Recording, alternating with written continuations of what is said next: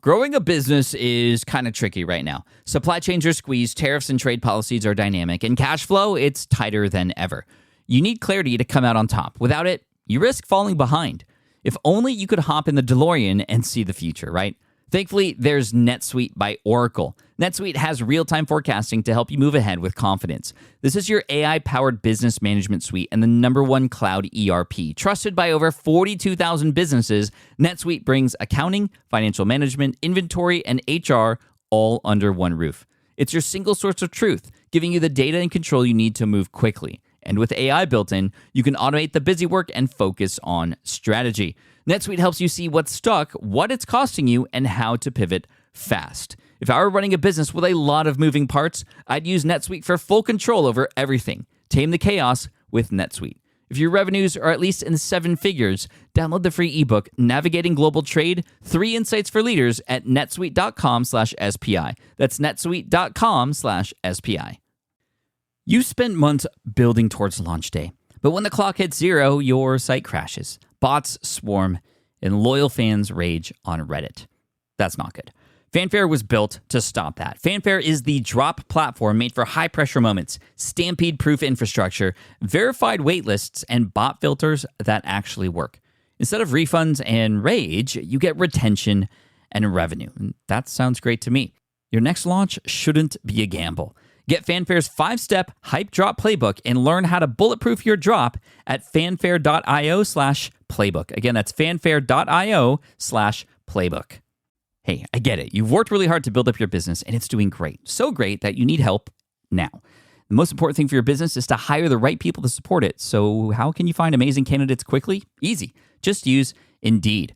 When it comes to hiring, Indeed is all you need. Stop struggling to get your job post seen on other job sites. Indeed Sponsored Jobs helps you stand out and hire fast. And with Sponsored Jobs, your post jumps to the top of the page for your relevant candidates, so you can reach the people you want faster. And it makes a huge difference. According to Indeed data, Sponsored Jobs posted directly on Indeed have 45% more applicants than non-sponsored jobs. And it's one of the largest databases of job seekers, too, giving business owners access to a wide range of candidates. And one of the things I love most about Indeed is the job alerts feature. I get notified when new candidates apply. There's no need to wait any longer. Speed up your hiring right now with Indeed. And listeners of this show will get $75 sponsored job credit to get your jobs more visibility at Indeed.com/smartpassive. Just go to Indeed.com/smartpassive right now and support our show by saying you heard about Indeed on this podcast. Indeed.com/smartpassive. Terms and conditions apply. Hiring Indeed is all you need. This is a Smart Passive Income Podcast with Pat Flynn, session number 191. You're on the inside.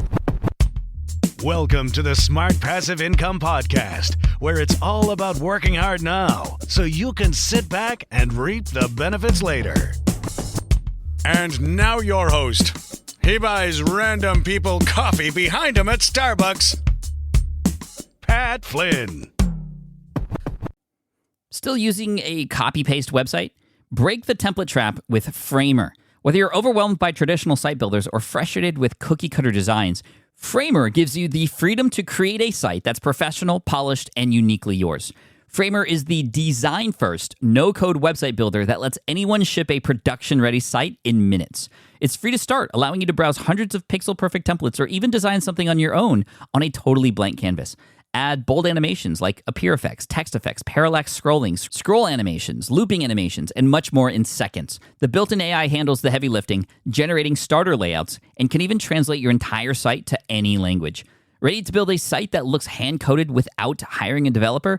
Launch your site for free at framer.com and use code SPI to get your first month of pro on the house. That's framer.com, promo code SPI. Framer.com, promo code SPI. Rules and restrictions may apply. Running a business means legal questions are inevitable. Is this contract or agreement solid? What can I do if a client won't pay me? Am I set up properly for taxes?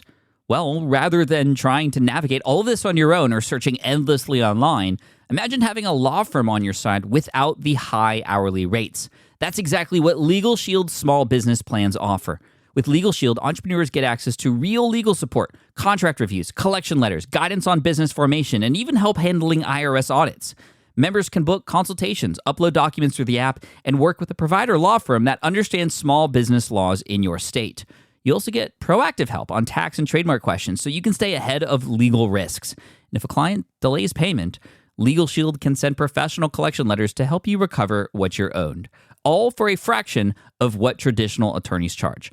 Go to LegalShield.com/SPI or call 833-570-9980 to learn more and get big business legal support without a big business budget. That's LegalShield.com/SPI. What's up, everybody? Pavlin here. Thank you so much for joining me today. This is a special episode because we're doing something here in session 191 that we haven't done before. We've done something similar where you actually heard a mastermind call with some of my mastermind group members. We had somebody come on as a guest. We broke his business down. We built it back up.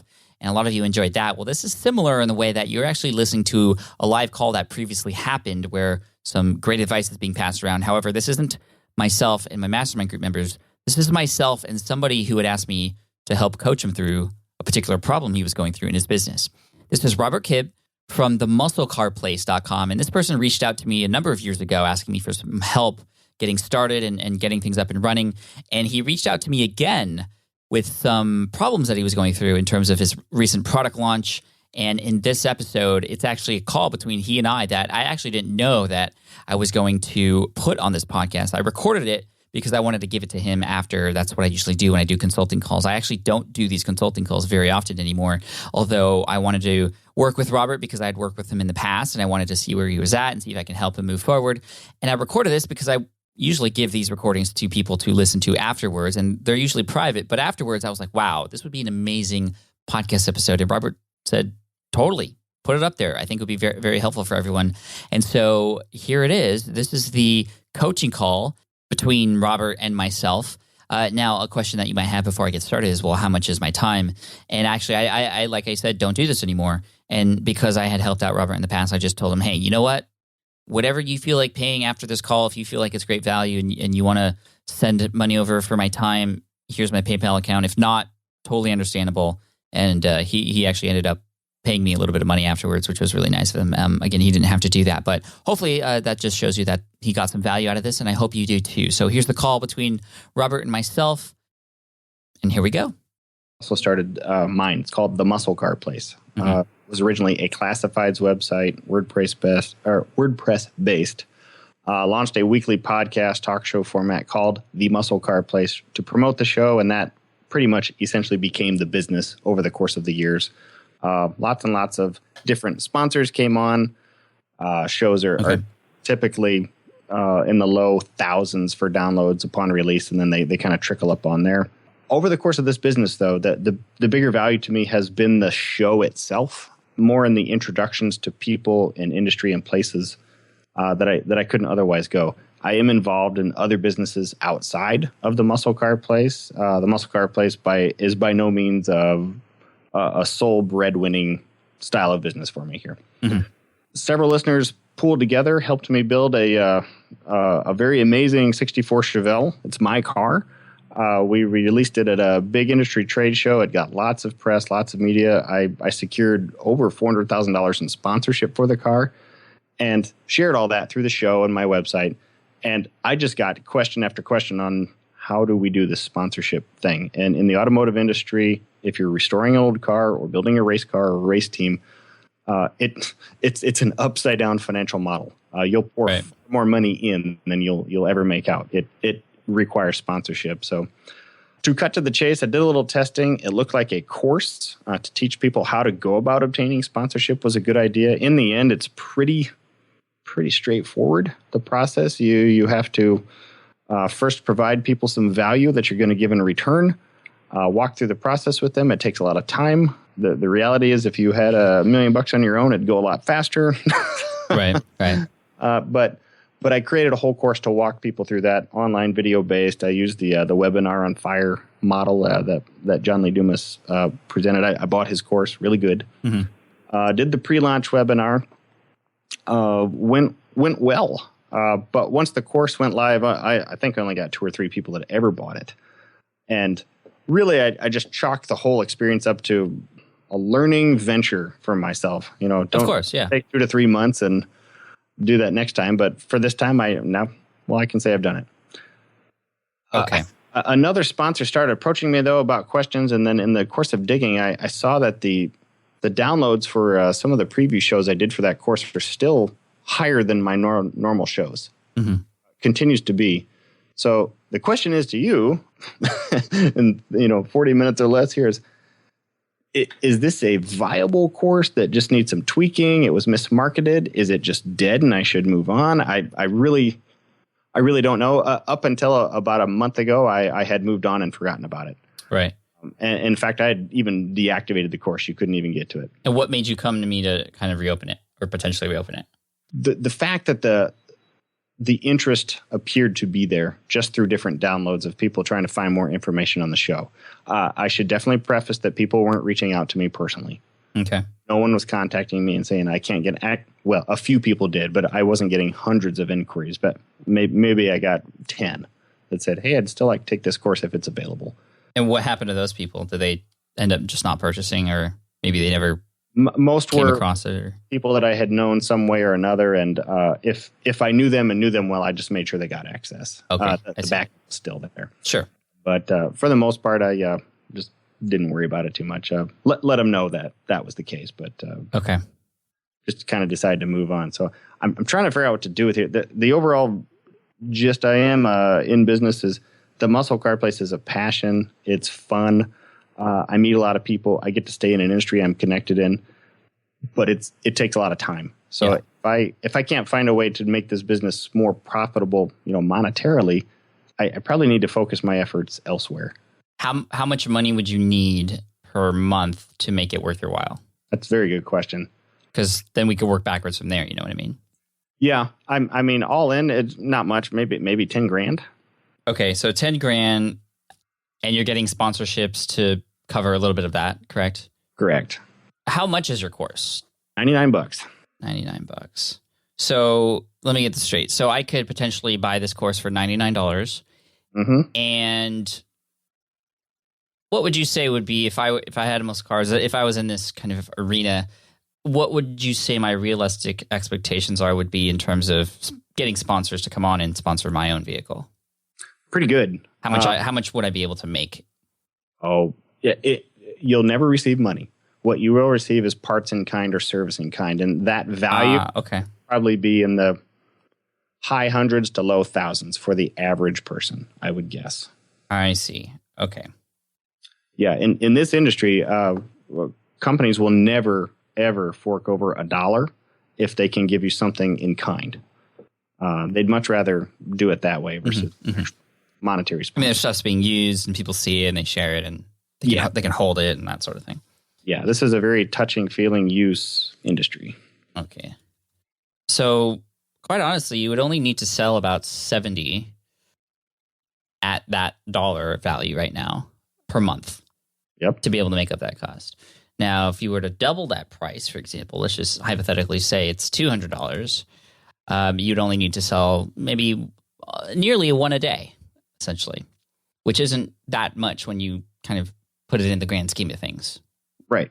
Now, that gives me some confidence that this is actually possible. And I want to know what your gut tells you. So I'm going to kind of dig deep a little bit and hope that's okay if I ask you and poke and prod a little bit, Robert, in terms of trying to kind of figure this out. And, I'm just trying to learn more about you and where you're coming from first before we get into some of the strategies and stuff that I know you really want. But we'll get there. Like, what does your gut tell you about what it is that you've created and why you feel like it didn't work out? You touched on that a little bit, but I want you to talk about that a little bit more. And B, how great do you feel like this course is really? Well, can I answer them in reverse order then? Yeah.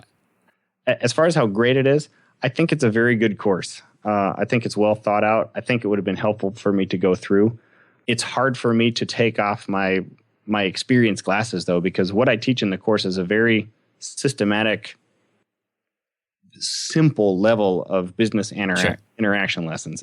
Anybody should probably already know how to do this. I just show them the steps and give them a couple templates to use. Mm-hmm. But cool. I definitely know that's more than people are doing now. I'm sorry. What was the first question? The first question was, why do you feel like it's not actually working out? Explain that a little bit more. That's probably more due to... I have some thoughts on maybe why, but I want to hear your thoughts. You said maybe there's a disconnect and maybe there's other things. I want to know, kind of, in your words, truly, why do you feel like this didn't work out? I don't know anything further than what I originally thought when I just thought it didn't work out. This is an industry that is far more akin to spend money on parts than to spend money on bettering themselves. I don't know if there's a price point that would even fix that. I truly have given it no consideration, but people will spend $500 or $1,000 on brakes before they might spend $99 on something that could lead to far greater things.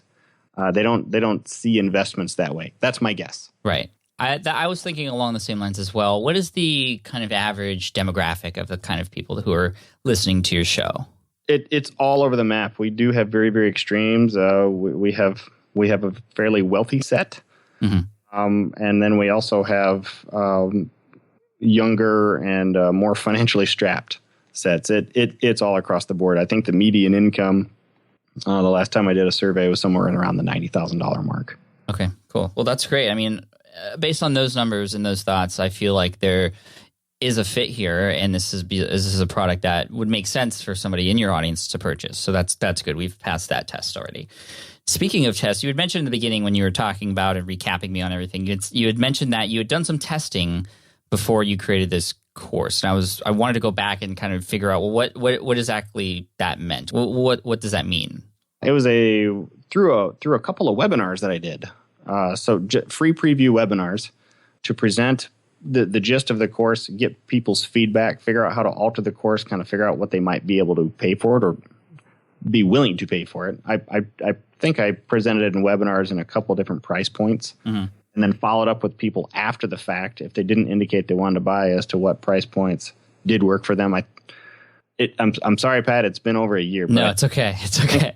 I think I whittled it down to $99 because of all that interaction. Probably had 30 or 40 people on the initial webinars, but man, I think I only did one or two. Okay. And I never ever did a follow up. Once the course was live, I didn't do any more webinars. I just was burned out, I suppose. Yeah, no, I understand. I mean, you put in all that work, and then correct me if I'm wrong, but did it almost seem kind of deflating, the results that came out of the test webinars, and not seeing.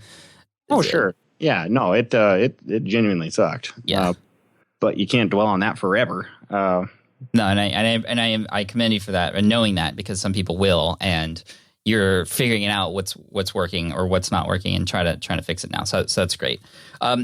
What I would have done differently is I would have done everything the same up to the point at which you stopped. But I would have included one more step, and that would be to ask everybody who didn't buy why they didn't buy.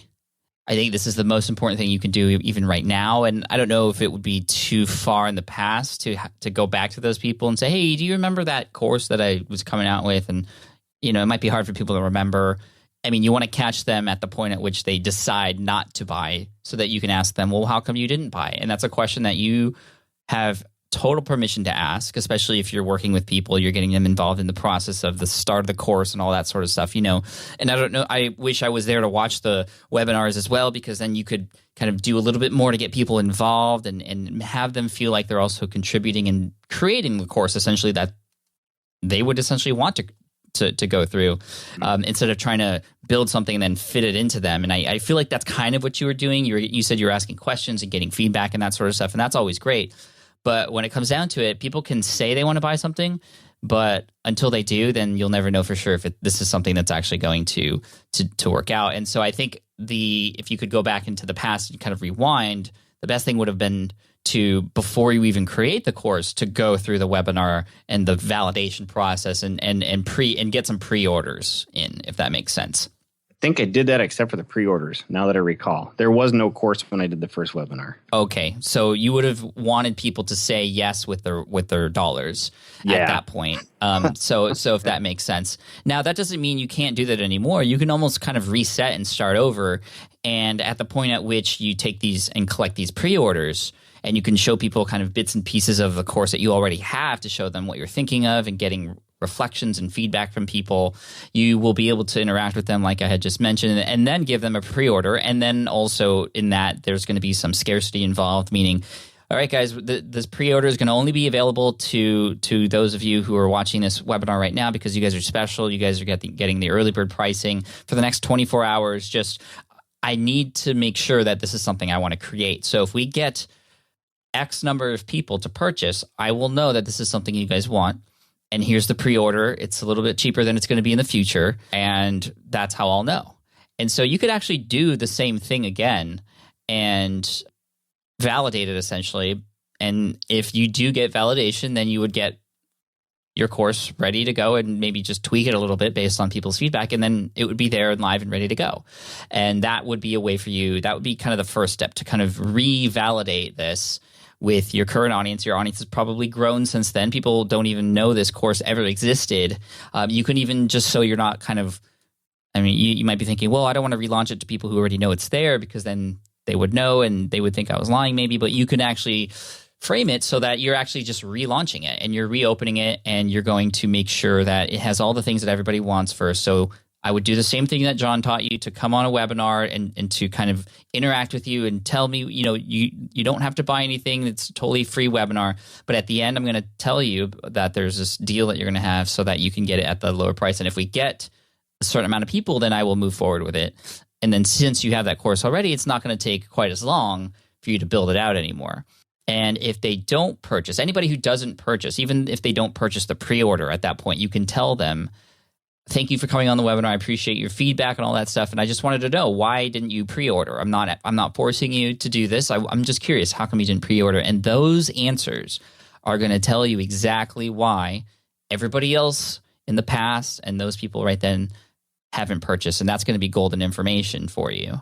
And that's kind of how I would go moving forward. And then once it's out there, once you have testimonials, once you bring people on the show that have used even if it's 10 people, once you bring those people on the show to talk about their process, how they've been able to sponsor their cars, it's going to have people who were on the fence. And my guess is, because you have a perfect audience for this, there were a lot of people on the fence and they just needed a little bit of a push.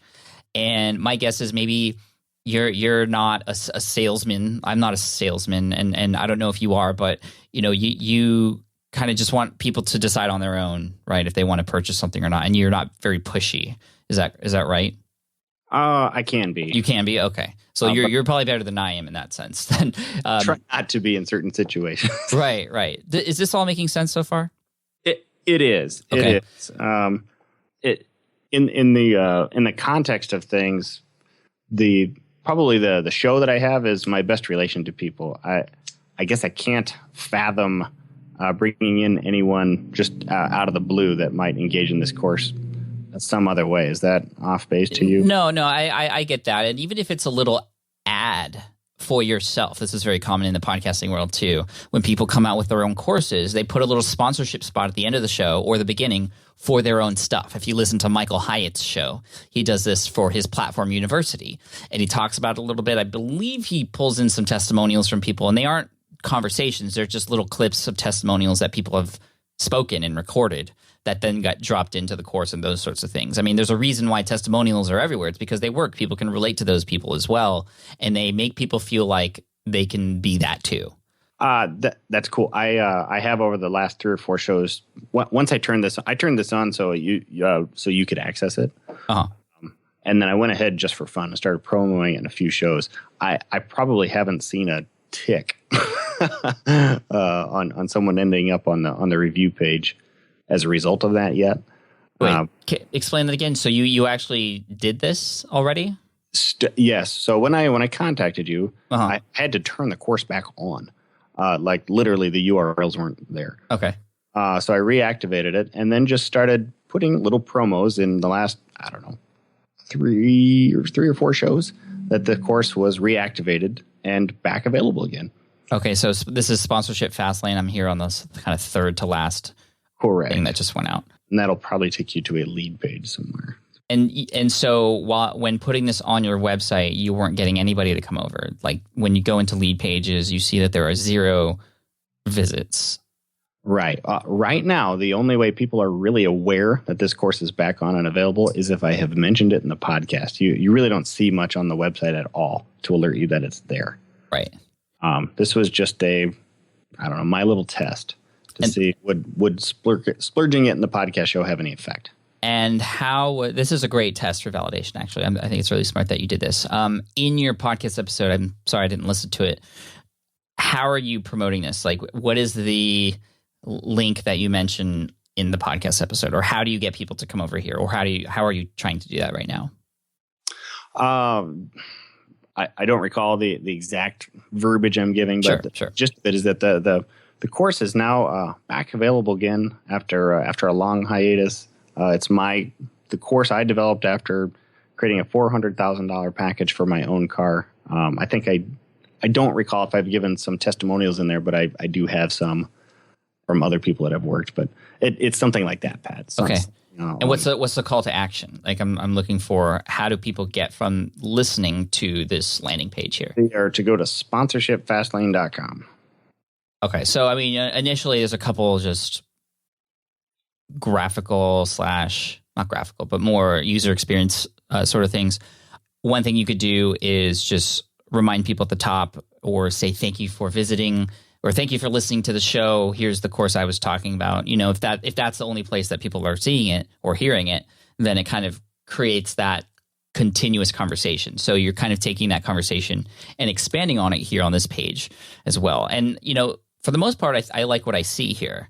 So my thought is first of all, people aren't coming here. So maybe there needs to be some sort of incentive, because right there you're kind of asking people to buy right on the podcast, and maybe people are somewhat interested in it, but then they have to go to this other webpage and that sort of thing, and you know, they know that they're going to be asked to purchase something, which in a lot of cases, especially in sort of older niches, and I don't mean older like, I would guess the average age is about 45. Okay, so I was kind of along those lines there.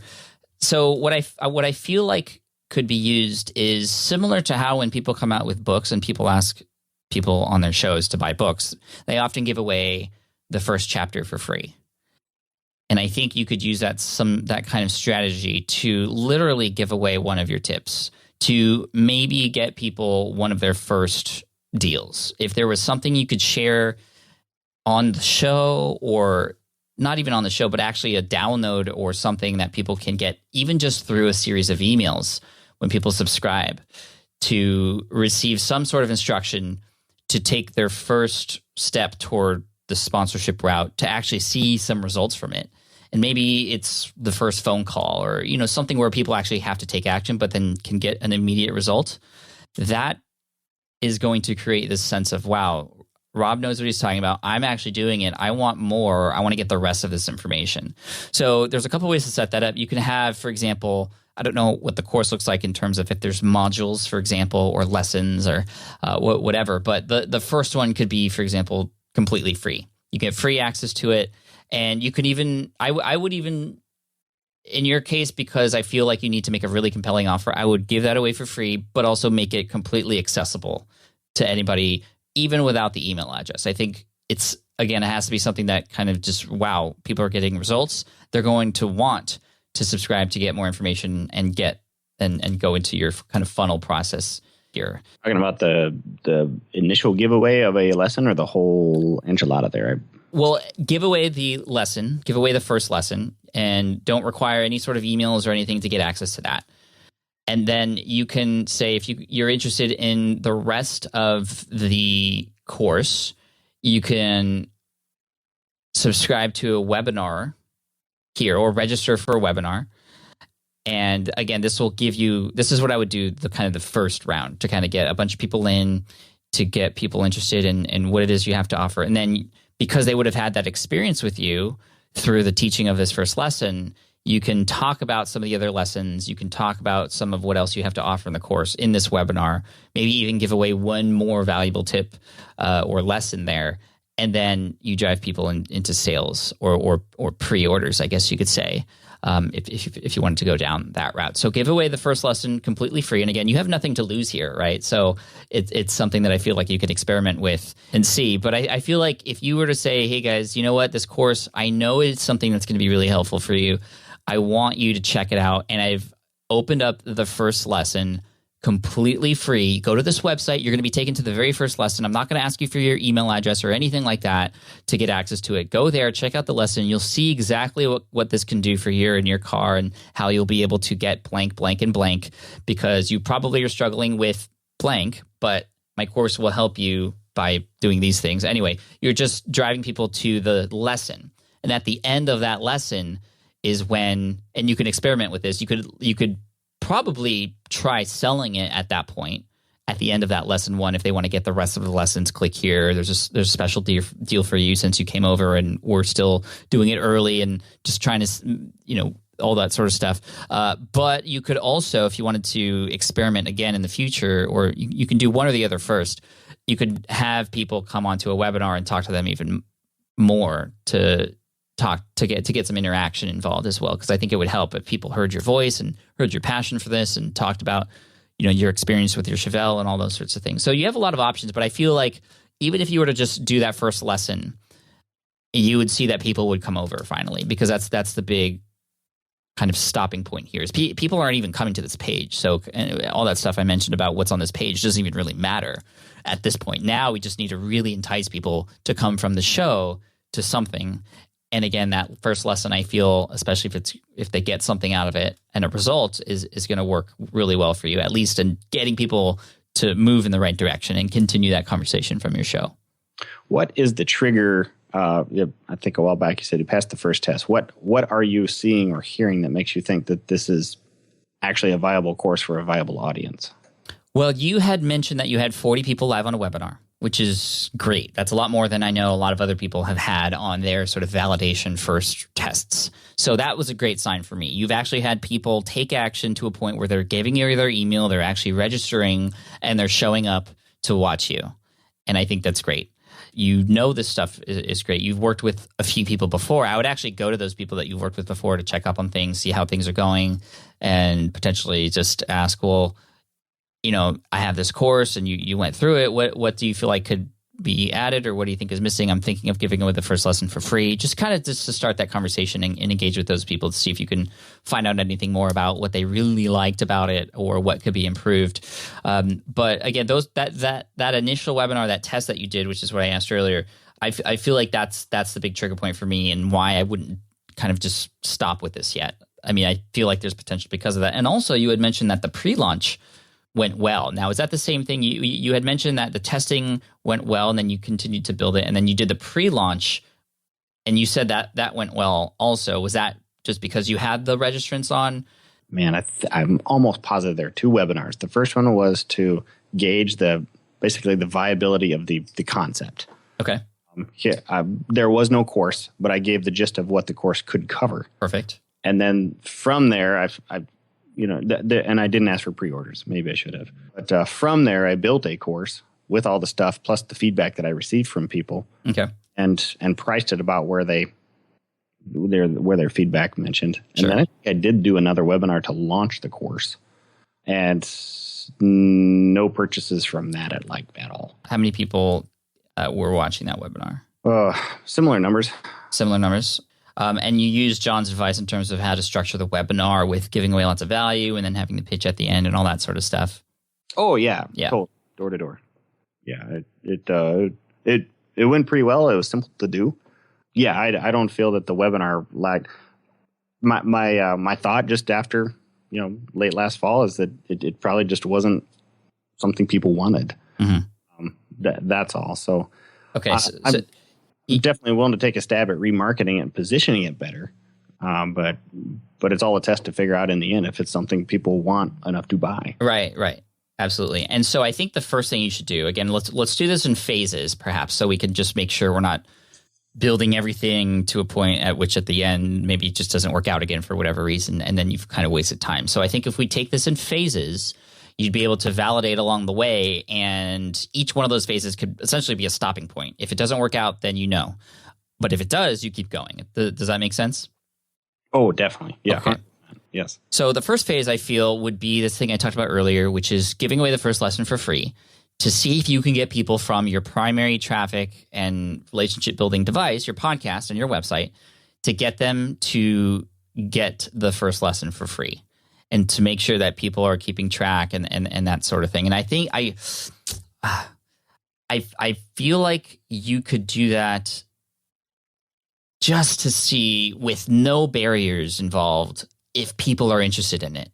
Would they show up? Period. Right. Because if we put, you have to give your email address, that's going to be another thing that people will have to do and think about and either decide yes or no.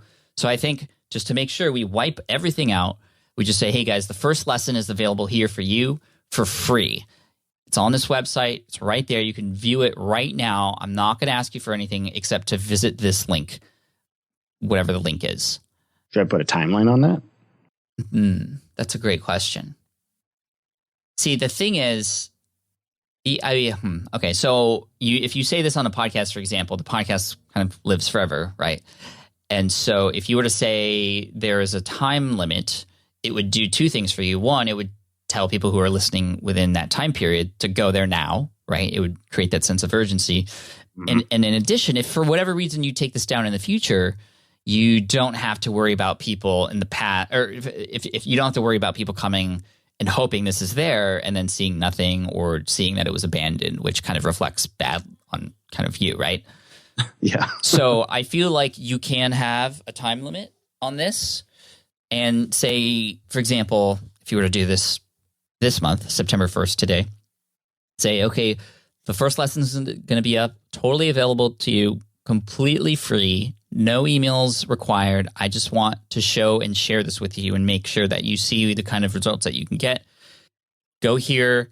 It'll be available completely free until October 1st. That way you give, good buffer amount of time for people to kind of actually go. And then you keep track and you just make sure that people are there. Now, of course, we don't want just people to land on that site and then leave. If they land on that site, great. That's kind of, we've passed test number 1.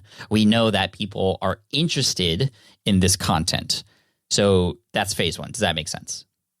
Yeah. So somebody need to literally be able to track the page I'm sending them to, which you can do through analytics. I mean, the course is just buried in my website. Right. I mean, you could just strip the content of that course out and put it on its own landing page and have lead pages keep track of that for you. Totally good idea. Yeah. And then what you could do is put a lead box on the bottom, for example. And again, we're not selling anything yet. Just put a lead box on the very bottom of that course. After you strip out all that content, put it on a lead page just to make it easy and quick for you. If you're interested in this content and you would love more, then you might have to rework the copy there. If you loved this lesson and would like more, please leave your email address below, and you'll be notified when new lessons become available. Something of that nature. Like new lessons for gifting? No, that's a good question because they would have known there's a course. If you're interested in this, if you are interested in content like this to help you with your sponsorships, to be able to again, making sure that all the benefits are there, not just the features, but the benefits are there so that they know. Please leave your email address below. And I think the big idea is there that people just want more information from there. Okay, to follow up later with the actual course. Right. But not to suggest that they, from that spot right there, go buy the rest. Correct. Again, that's kind of phase 2. So phase 1, they land on the site. Good. We know that they are interested in the content. Whatever you said on the podcast, whatever is linked to on the blog, it makes sense to them and they're coming to the site. Great. Phase 2, they're on the site, on that lesson number 1. They like and appreciate the content enough to be able to say, hey, yes, Rob, I like this. Here's my email. Whenever more information about more stuff like this comes out, let me know. That's phase 2. Phase 3 would then to be able to, I would actually literally, we could probably follow up later. I think that's a lot to work toward for now, but just thinking ahead in the future, at that point, it would be, you could send an email out asking for feedback with people saying, this is the relationship building part. I wouldn't even get to the selling part yet. That comes away later. So I would say, thank you, name, or just thank you for coming and to the lesson page. I hope you enjoyed it. I wanted to know what you thought about it and what you feel like, what else you would want to know about this topic. And again, you're getting them to almost, and if you know your audience well enough, they're probably going to say things that you already have in the lessons that you've already created in this course. And that's going to be great because when you do eventually get to the point where I would do a pre-sell again because it kind of gives them some urgency. It gives them, a sense that they're saving money up front on this. They're early adopters, that sort of thing. It would just make them feel like, wow, I actually had a part in this. I actually had a say, and here it is. This is everything I wanted and more based on my feedback and the feedback of some other people who took the lesson. And then, again, that will help you confirm those pre-orders to whether or not this is something that you could start to begin to do kind of more consistent webinars, kind of John Lee Dumas style down the road, or a little bit more heavy promotion on the podcast, knowing that it works. Because, you obviously could go full on and all out with webinars and ads and things like that for now. But it would be nice to know that people have made their way here and they appreciate it and they've kind of validated it through their pre-orders, correct? Mm-hmm. Before you go all out with it. And when I mean all out, I'm not saying you're going to be spammy or anything like that, but just that you're confident in the product and that it is something that is useful. And then, of course, the cool thing is once you get these pre-orders in, you'd have your course come out and probably change it a little bit based off of feedback, or maybe not. Maybe just wait a little bit and say, hey, guys, it's here. Thank you so much. Here's the pre-orders. And then you kind of launch it. And then you could make the launch another big deal and talk about how many students you have already, provide social proof, and you can even get testimonials from people who have taken action on stuff. A lot of things could happen from there. But again, this sort of phased approach is going to help you just either have confidence along the way, knowing that you are headed in the right direction, or have confidence with the fact that you can make a decision to not do this anymore. Let me see if I got my notes correct here. Okay. So phase 1 is pretty clear. Hey, by the way, you're awesome. Thank you for cutting through this very quickly. Yeah, I hope it's helpful. I'm sorry. I'm just kind of going in and around and winding in and around and through things. This is how I'm kind of just saying what I think, and typically it takes me a little bit of time to kind of come to a nice little step-by-step conclusion. Oh, well, me too. any grace in that. But so first step here, send them for free. No strings attached to lesson number 1, so they can get an idea of what at least is in there. And there is a way for them to sign up for an email notification when there's more information available about the course, or to give their feedback on the course. Correct. Yeah. What they'd like in the course. Actually, I might do that because regular listeners at this point are well aware there is a course. Okay, so I think that's a great idea. Hey, I would love to know your honest thoughts about this. Put your email address below, and I can follow up with you to ask you what you like and dislike about this. It'll be quick, short conversations, that sort of thing. So phase 1 is that get them to the first lesson. If that just goes sour, then we know. Then you know. Yep. If we do, they have given me their email for more information and to provide more info of the course. So that's phase 2, is to collect all that, I assume, to review it, process it, interact with people, beef up the course where needed, but mostly probably share that the lessons exist already. And then I guess phase 3 is to relaunch the course. Or I would say on an individual basis, you could ask them to pre-order it. That's what I would do. And in a very, again, honest way, hey, I've been working on this course. This. You saw the first lesson. I've gotten a lot of feedback. I've revamped the course that I was coming out with. And if you were interested in it, and it seems like you are because you're still here talking with me, here it is for pre-order. It's going to be available on so-and-so date if we get at least 20 people to purchase. And if that's one of you, awesome. If not, totally okay. Like, no worries. I'm still here for you. I'm still going to help you out. But if you are interested, here's the link to pre-order it now. And this would be this will be an individual email to that person. One-on-one. One-on-one. I mean, you could use a templated email for each and every other person, but of course you might want to personalize bits and pieces of it just to make it, you know what I mean? Yeah. Yeah. Then at some point, do I try to turn it into a mass? Yeah, if you get the 20 people, or in your head you would kind of come up with a number, maybe it's 10% of the people who you are having email connections with, they end up purchasing, then you would say, okay, I got 10%. Let's move forward with it. I'm going to launch it on the pre-order date, and launch it to these people, and then you would probably create a secondary date for the main launch. So you would pre-order it exclusively for them. Again, it gives them early access and makes them feel like they're getting even more out of the deal. And then you can craft your launch phases and all. That's a whole nother conversation we can have later to launch it on its own date and make an event out of it and that sort of thing.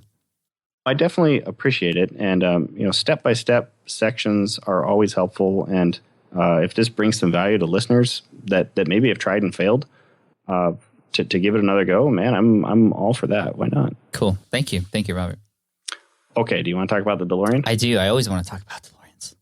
Okay, so you are aware, my primary expertise is in muscle cars, classic American, new, old, doesn't matter. Oh. I am also a huge movie fan, and especially a movie car fan. Nice. So Back to the Future, I'm probably a few years older than you, Pat. I'm 40. So when I went to Back to the Future in the theater, age 10. My gosh. That's so cool.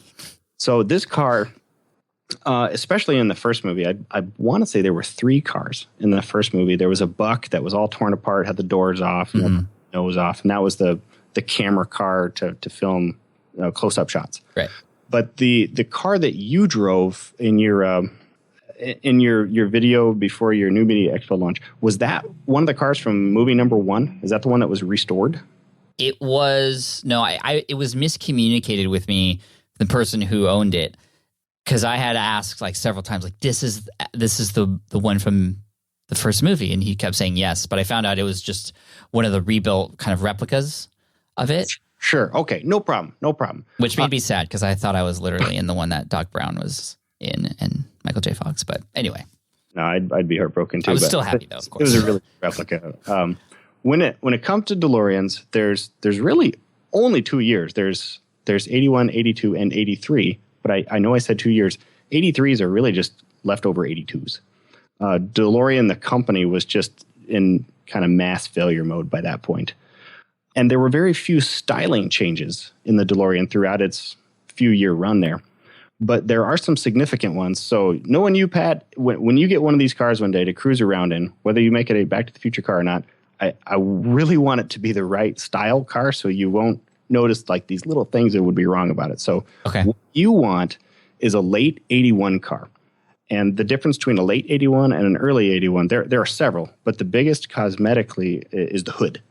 And remember, DeLorean's a rear mid-engine car, but the hood is actually the trunk. But you'll see 2 creases that run up and down the hood on either side on an 81 car. On an early 81, there's also a gas flap filler right up by the base of the windshield. On a late 81 car, that flap is gone. So in both cases, you simply open the hood to put gas in it. But on the Back to the Future cars, they were late 81s. They had the hood creases, but no flap. I see. Hopefully that makes sense there so far. Yeah, I found some pictures online that are describing exactly what you're talking about. Yeah, exactly. When you see an 82 or an 83 for that matter, the hood is 100% perfectly flat. That was a change made in later model years so that the stampings were a little more consistent on the cars, and I think they were having some cracking problems with the stainless stuff later on. But so you want late 81, no flap.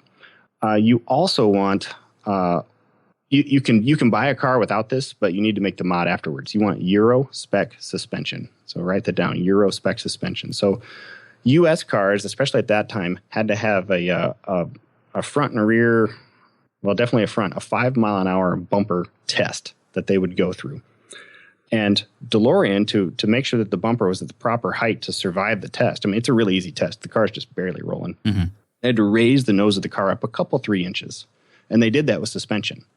So when you see an American DeLorean car, the nose of that car is kind of high. Looks kind of dorky. Yeah. Actually, it looks a lot like the one in Back to the Future 3 with the big hubcaps on it. Although that's a bad example. That car was actually on a Volkswagen chassis, but neither here nor there. What you want is Euro spec. I love this. you want to put on the same suspension size heights that would have come on the Euro version of the car. And that'll drop the nose down a couple, 3 inches. And whether the Back to the Future cars had Euro spec, I don't know. But they had so much weight on them because of all the props and everywhere. The nose of that car sat nice. That car sat low and clean and right.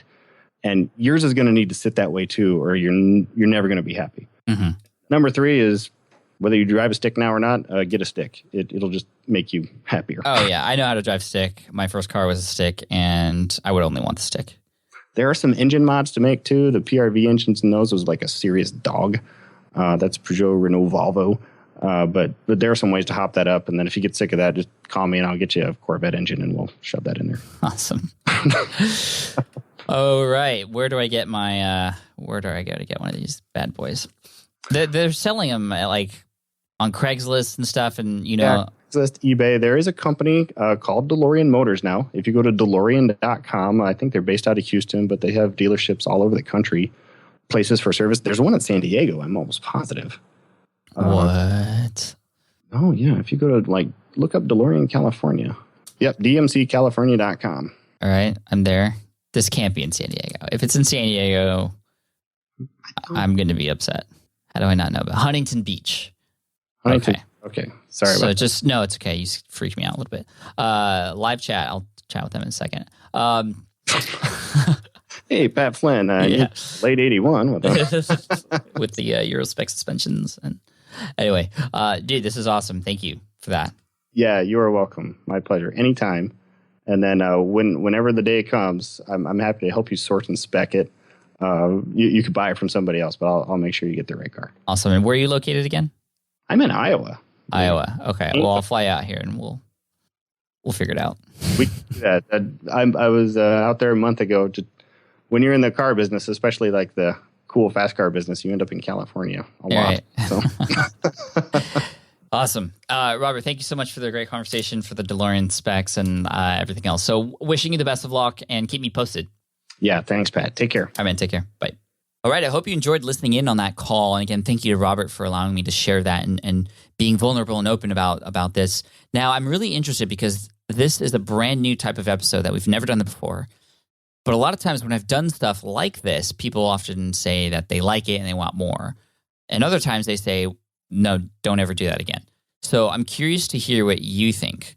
I'd love for you to go over to smartpassiveincome.com/session191. Again, that's smartpassiveincome.com/session191 and leaving a comment, not just in response to my comments to Robert and my advice and whatever advice you might have, or maybe you have a completely different position. Maybe you agree with me, maybe you don't. I'd love to know your thoughts on that.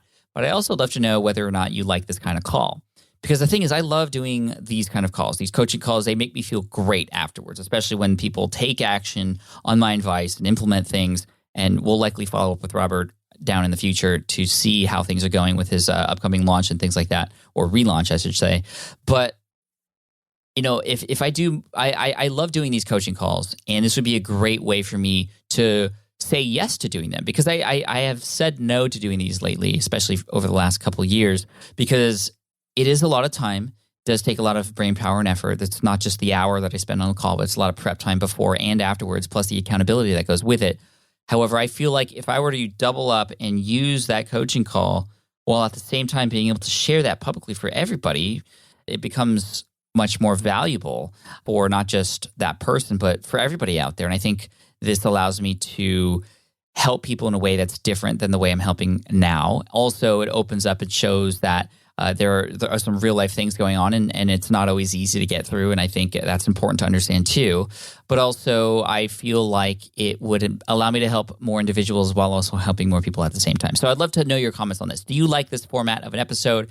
If so, then maybe I'll do more of these. And if you feel like you have a business that you'd like me to potentially break down and build back up here live on the podcast, let me know. Head on over to smartpassiveincome.com/session191.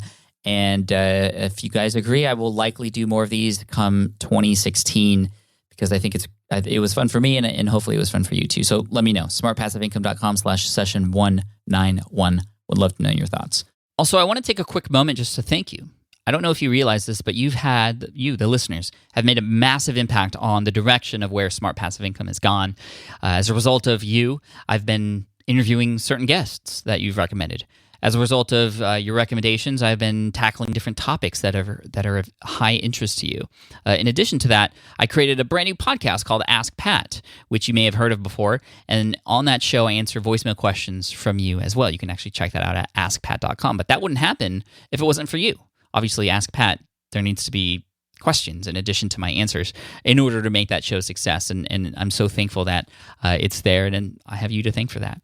I also have you to thank for pushing me to create some online courses to help you through a number of the different problems and pains that you might be having with your online business, the scaling of it, just even the start and the process of it.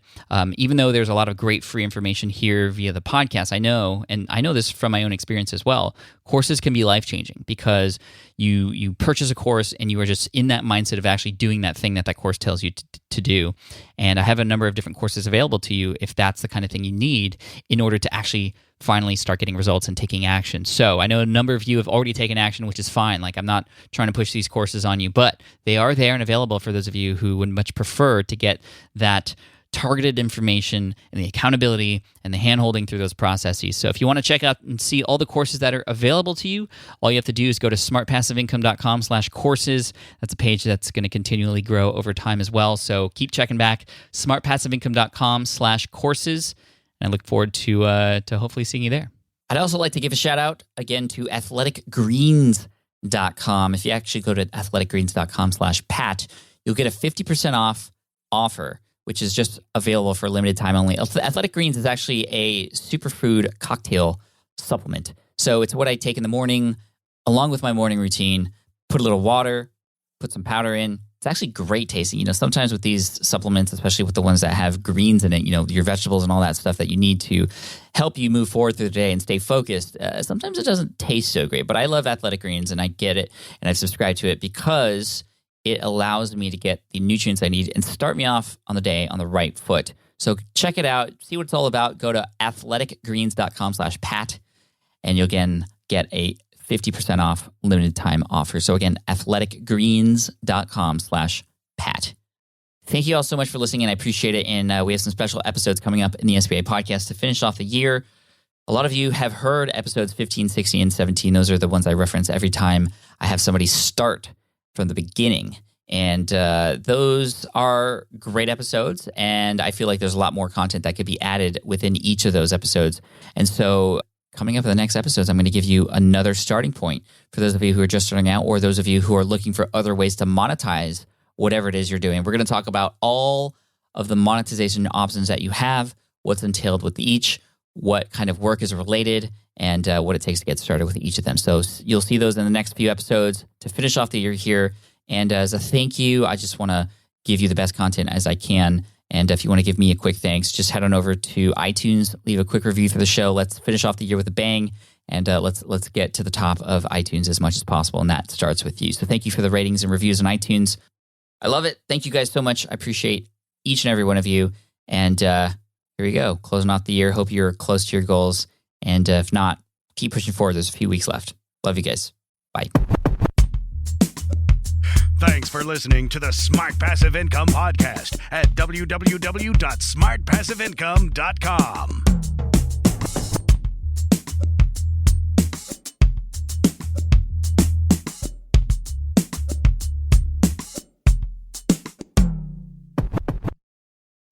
I get it. You want to grow your business, but selling at scale feels overwhelming. You're drowning in complicated funnels, creating different lead magnets, or constantly posting on social media. And that gets exhausting fast, especially when you're trying to sell to hundreds or thousands of people. But what if you could sell at scale with a simple, powerful quiz? A score app quiz or assessment asks your audience key questions and gives them instant personalized results based on their answers. Your audience gets to know where they are now and shows them the steps they need to hit their goals. You can set up a quiz in minutes using Score App's templates and have a powerful lead magnet that'll do the selling for you. The best part is your audience actually wants to take this quiz, and you build huge amounts of trust before you even make a single offer. No hard sales, no chasing leads, just value at scale. Get 50% off the first 3 months using the discount code SPI. Just head to scoreapp.com/SPI. Again, that's scoreapp.com/SPI. Hey, fellow podcaster, does this sound like something you've experienced? You record your podcast episode on one platform, download the files, edit in another app, then fire up a different tool just to create these social clips. Well, it can be clunky, time-consuming, and frankly overwhelming, especially for creators trying to grow. And that's why I'm excited to tell you about Riverside. Riverside is the all-in-one platform. Record, edit, and repurpose your podcast content all in one place. You just log in, record with your guests no matter where you are in the world, and just like that, studio quality audio and high resolution video. We use Riverside here at SPI as well now. With built-in AI, I can automatically clean up my audio, saving myself so much editing time, and it can even auto-generate clips to make promoting the show a breeze. And with Magic Clips, I can grab the best moments and repurpose them as short-form video, perfect for YouTube Shorts, TikTok, or Instagram, without re-recording a thing. So if you're tired of juggling tools and want a faster, simpler way to create and scale your content, it's time to try Riverside, built by creators for creators. Just go to smartpassiveincome.com/Riverside and use code SMART to get 1 month free on the Pro plan. That's smartpassiveincome.com/Riverside, promo code SMART.